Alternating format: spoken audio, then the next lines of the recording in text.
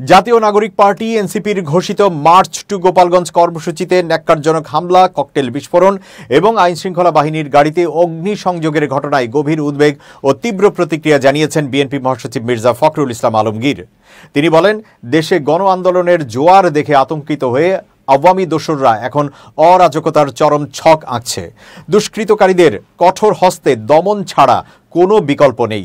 বিএনপির সহ দপ্তর সম্পাদক মোহাম্মদ মনির হোসেনের পাঠানো এক বিবৃতিতে মির্জা ফখরুল ইসলাম এসব কথা বলেন।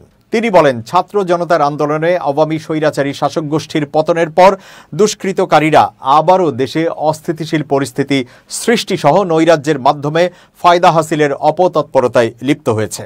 আজ গোপালগঞ্জে এনসিপির পূর্ব ঘোষিত কর্মসূচির ওপর বর্বরোচিত হামলা, ককটেল বিস্ফোরণ, ইউএনও সহ আইনশৃঙ্খলা রক্ষাকারী বাহিনীর গাড়িতে অগ্নিসংযোগ ও পুলিশ সদস্যদের আহত করার বর্বর ঘটনা সেই অপতৎপরতারই বহিঃপ্রকাশ।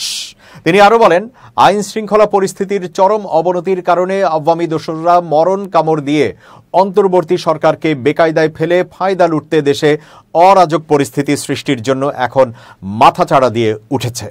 এসব দুষ্কৃতিকারীকে কঠোর হস্তে দমন ছাড়া বিকল্প কোনো পথ নেই।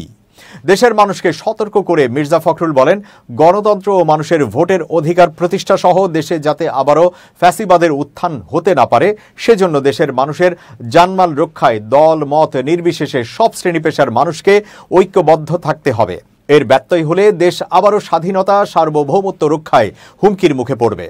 বিবৃতিতে তিনি গোপালগঞ্জে এনসিপির কর্মসূচিতে হামলাকারীদের অবিলম্বে গ্রেপ্তার ও দৃষ্টান্তমূলক শাস্তির জোর দাবি জানান।